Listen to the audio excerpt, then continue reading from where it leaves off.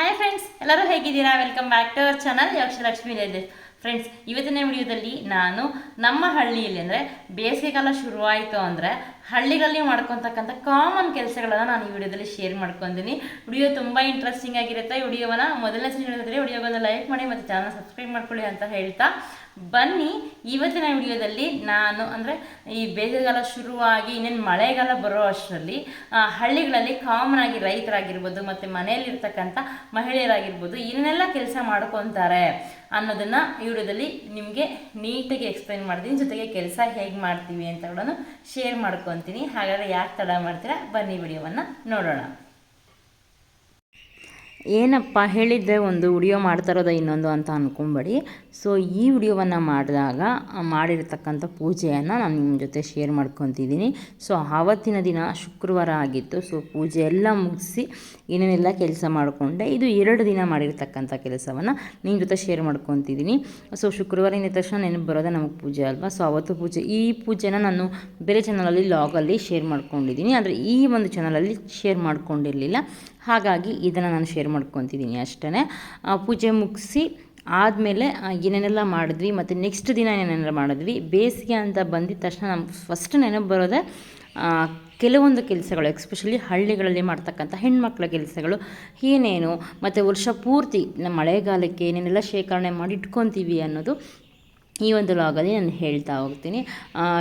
ಅಂಗಡಿಗಳಲ್ಲಿ ರೆಡಿಮೇಡಾಗಿ ಸಿಗುತ್ತೆ, ಆದರೆ ಸಿಗೋದನ್ನು ನಾವು ಯಾವ ರೀತಿ ಶೇಖರಣೆ ಮಾಡಿ ಇಟ್ಕೊತೀನಿ ಅನ್ನೋದನ್ನು ಹೇಳ್ತೀನಿ. ಸೊ ಅವತ್ತಿನ ಬೆಳಗ್ಗೆ ಸ್ವಲ್ಪ ವೆಜಿಟೇಬಲ್ಸ್ ಎಲ್ಲ ತಂದಿದ್ರು, ತರಕಾರಿ ಎಲ್ಲ ತಂದಿದ್ರು.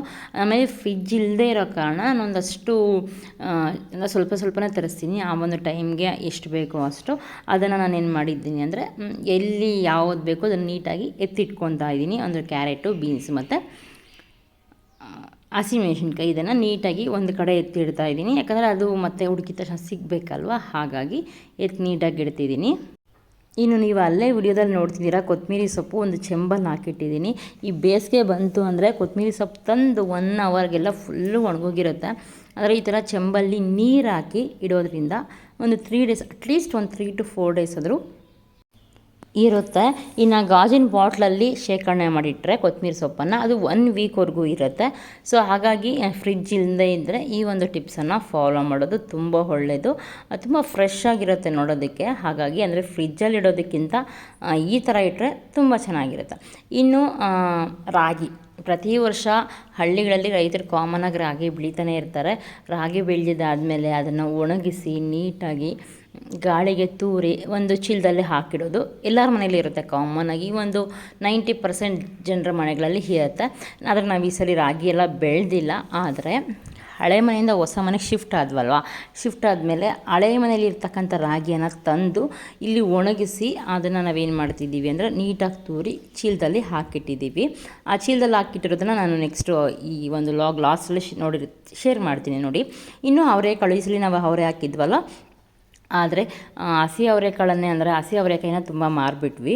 ಅಂದರೆ ಒಣಗಿರ್ತಕ್ಕಂಥ ಅವರೆಕಾಯಿ ಏನಿದೆಯಲ್ಲ ಅದನ್ನು ಇದು ಮಾಡಿ ಕಾಳು ಮಾಡಿ ಆ ಕಾಳನ್ನು ನಾವು ಅಂದರೆ ಉಗುರು ಬೆಚ್ಚಗಾಗಿರ್ತಕ್ಕಂಥ ಒಂದು ಅದಕ್ಕೆ ನಾವೇನು ಮಾಡ್ತೀವಿ, ಒಂದು ಬಿಸಿ ಮಾಡಿ, ಅದು ಬೂದಿ ಇರುತ್ತಲ್ಲ ಆ ಬೂದಿ ಹಾಕಿ ಬಿಸಿ ಮಾಡಿ ಅದನ್ನು ಮಿಷಿನ್ಗೆ ಹಾಕ್ಸ್ಕೊಬಂದು ನೀಟಾಗಿ ಬೇಳೆ ಮಾಡ್ಕೊತೀವಿ. ಪ್ಲಸ್ ಇದಂದರೆ ಆರ್ಗಾನಿಕ್ ಆಗಿರುತ್ತೆ. ಪ್ಲಸ್ ಇನ್ನೊಂದೇನು ಅಂದರೆ ನಾವೇ ಬೆಳೆದಿರ್ತಕ್ಕಂಥ ಬೆಳೆ ಆಗಿರೋದ್ರಿಂದ ತುಂಬ ಹೆಲ್ತ್ಗೆ ಒಳ್ಳೆಯದು, ತುಂಬ ಚೆನ್ನಾಗಿರುತ್ತೆ. ಅವರೆಕಾಳು ಹಾಕಿರ್ತಕ್ಕಂಥ ಸಾಂಬಾರು ಆಗಿರ್ಬೋದು, ಕಾಳಲ್ಲಿ ಬೇಳೆ ಮಾಡಿರ್ತಾರಲ್ಲ ಆ ಸಾಂಬಾರು ಸಖತ್ ಟೇಸ್ಟಿಯಾಗಿರುತ್ತೆ. ಆಗಾಗ ಈ ಥರ ಸಾಂಬಾರಲ್ಲಿ ಅವರೇ ಬೇಳೆಯನ್ನು ಹಾಕಿ ಸಾಂಬಾರು ಮಾಡಿದ್ರೆ ಅದು ಟೇಸ್ಟು ತುಂಬ ಚೆನ್ನಾಗಿರುತ್ತೆ. ಎಸ್ಪೆಷಲಿ ಮನೆಯಲ್ಲಿ ಮಾಡೋದು. ಸುಮಾರು ಏನೂ ಇಲ್ಲಾಂದರೆ ನಮಗೆ ಒಂದು 15 kg ಆ ಲೆವೆಲಲ್ಲಿ ಆಯಿತು. ಅದನ್ನು ನಾನು ಮತ್ತೆ ಅದರಲ್ಲಿರ್ತಕ್ಕಂಥ ಚೆನ್ನಾಗಿಲ್ಲದೆ ಇರ್ತಕ್ಕಂಥ ಕಾಳನ್ನು ತೆಗೆದು ನೀಟಾಗಿ ಒಟ್ಟೆಲ್ಲ ಪಕ್ಕಕ್ಕೆ ಇದು ಮಾಡಿ ಅದನ್ನು ಕ್ಲೀನ್ ಮಾಡೋ ಅಷ್ಟರಲ್ಲಿ ನಿಜ ಹೇಳ್ತೀನಿ 15 kgನೇ 2 days ಆಯಿತು ನಾವು ಕ್ಲೀನ್ ಮಾಡೋ ಅಷ್ಟರಲ್ಲಿ. ಯಾಕಂದರೆ ಕೆಲವೊಂದು ಒಟ್ಟು ಹೊಡಿತಾ ಇದ್ದರೆ ಕೆಲವೊಂದೆಲ್ಲ ಕಾಳು ಅದರಲ್ಲೇ ಇದ್ದೋಗ್ಬಿಡುತ್ತೆ. So finally ಅಷ್ಟಾಯಿತು.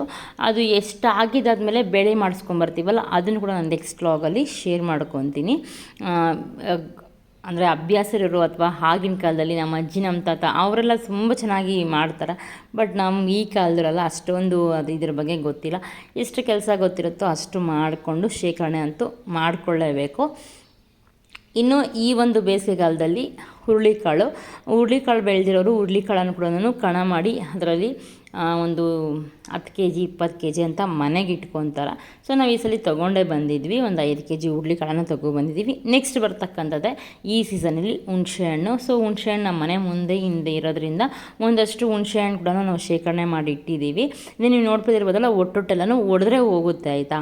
ನೀಟಾಗಿ ಮನೆ ಹತ್ರನೇ ಒಡೆದು ಕ್ಲೀನಾಗಿ ಒಣಗಿಸಿ ಒಂದು ಬಾಕ್ಸಲ್ಲಿ ಶೇಖರಣೆ ಮಾಡಿ ಹುಣಸೆಹಣ್ಣು ಕೂಡ 1 ವರ್ಷಕ್ಕಾಗುವಷ್ಟು ಹುಣಸೆಹಣ್ಣನ್ನು ಮನೆಯಲ್ಲೇ ಮಾಡಿ ನಾವು ಇಟ್ಕೊತೀವಿ. ಅಂದರೆ ಹೊರಗಡೆ ಅದನ್ನು ಹೆಂಗೆ ಕ್ಲೀನ್ ಮಾಡಿರ್ತಾರೋ ಗೊತ್ತಿಲ್ಲ, ಬಟ್ ನಾವಿಲ್ಲಿ ನೀಟಾಗಿ ಕ್ಲೀನ್ ಮಾಡಿರೋದ್ರಿಂದ ನೀಟಾಗಿರುತ್ತೆ ಹುಣಸೆಹಣ್ಣು. ಸೊ ತಿನ್ನೋದಕ್ಕೂ ಕ್ಲೀನಾಗಿರೋದ್ರಿಂದ ಇಷ್ಟ ಆಗುತ್ತೆ ಸಾಂಬಾರಿಗೆಲ್ಲನೂ. ಹಾಗಾಗಿ ಹುಣಸೆಹಣ್ಣು ಮೇ ಬಿ ಇದೊಂದು 4 kg ಇರ್ಬೋದು. ಸೊ ಇನ್ನೂ ಮರದಲ್ಲಿ ಉದುರಿಸೋದಿದೆ. ಸೊ ಅದ್ರ ಉದುರಿಸಿದಾಗ ಇನ್ನೊಂದು ವ್ಲಾಗಲ್ಲಿ ಶೇರ್ ಮಾಡ್ಕೊತೀನಿ. ಸೊ ಇದಿಷ್ಟು ಫ್ರೆಂಡ್ಸ್ ಇವತ್ತಿನ ವಿಡಿಯೋ. ಅಂದರೆ ರಾಗಿ, ಹುಣಸೆಹಣ್ಣು ಮತ್ತು ಹುರುಳಿಕಾಳು ಮತ್ತು ಅವರೆಕಾಳು ಇದಿಷ್ಟು, ಅಂದರೆ ಇಷ್ಟು ಪದಾರ್ಥಗಳನ್ನು ಕೆಲವೊಂದು ಮನೆಗಳಲ್ಲಿ ತೊಗರಿ ಕಾಳು ಕೂಡ, ಅಂದರೆ ತೊಗರಿ ಬೇಳೆ ಕೂಡ ಮಾಡ್ಕೊತಾರೆ. ನಾವು ಈ ಸಲ ತೊಗರಿ ಹಾಕಿಲ್ಲ, ಹಾಗಾಗಿ ತೊಗರಿ ಕಾಳನ್ನು ಸ್ಕಿಪ್ ಆಗಿದೆ. ಸೊ ಕೆಲವೊಬ್ರು ಅದನ್ನು ಕೂಡ ಮಾಡ್ಕೊತಾರೆ. ಕಾಮನಾಗಿ ಬೇಸಿಗೆ ಬಂದಿದ್ದ ತಕ್ಷಣ ನಮ್ಮ ಕಡೆ ಮಾಡ್ತಕ್ಕಂಥ ಕೆಲಸಗಳು ಇವು. ನಾನು ಆಗಲೇ ಹೇಳಿದ್ನಲ್ಲ ರಾಗಿ ಅಂತ, ನೋಡಿ ರಾಗಿ ಎಲ್ಲ ನೀಟಾಗಿ ಹಾಕಿ ಚೀಲಗಳಲ್ಲೇ ಹಾಕಿಟ್ಟಿದ್ದೀವಿ. ಇದು ಅವರೆಕಾಳು, ಇದೊಂದು ತೋರಿಸಿದ್ದೀನಲ್ಲ ಕೈಯಲ್ಲಿ, ಇದು ಅವರೆಕಾಳು. ಆಮೇಲೆ ಅದರ ಕೆಳಗಡೆ ಇವಾಗ ತೋರಿಸಿದ್ದೀನಿ ಇದು ಸೀಗೆಕಾಯಿ. ಸೊ ಸೀಗೆಕಾಯನ್ನು ಈ ಸಲ ನಾನು ಮಿಷಿನ್ಗೆ ಹಾಕ್ಸ್ಕೊಬಂದು ಸೀಗೆಕಾಯನ್ನು ಯೂಸ್ ಮಾಡಬೇಕು ಅಂತ ಅಂದ್ಕೊಂಡಿದ್ದೀನಿ. ಸೊ ಸೀಗೆಕಾಯಿ ಕೂಡ ತುಂಬ ದೇಹಕ್ಕೆ ತಂಪು. ಇನ್ನು ಹುಣಸೆ ಬೀಜ, ಸೊ ಹುಣಸೆ ಬೀಜ ಸೀಗೆಕಾಯಿಗೆ ಹುಣಸೆ ಬೀಜ ಕೂಡ ಹಾಕ್ತಾರಂತೆ. ಸೊ ಈ ವರ್ಷ ಹುಣಸೆ ಬೀಜ ಕೂಡ ಹಾಕ್ಸ್ಕೊಂಬರ್ಬೇಕು ಸೀಗೆಕಾಯಿ ಜೊತೆ ಅಂತ ಅಂದ್ಕೊಂಡಿದ್ದೀನಿ. ಅಂದರೆ ಜಾಸ್ತಿ ಅಲ್ಲ, ಸ್ವಲ್ಪ ಅಷ್ಟೇ. ಆಗ ಸೀಗೆಕಾಯಿ ಜೊತೆಗೆ ಹುಣಸೆ ಬೀಜ ಹಾಕೋದ್ರಿಂದ ತಂಪಾಗುತ್ತಂತೆ. ಇದಿಷ್ಟು ಫ್ರೆಂಡ್ಸ್ ಇವತ್ತಿನ ವ್ಲಾಗ್.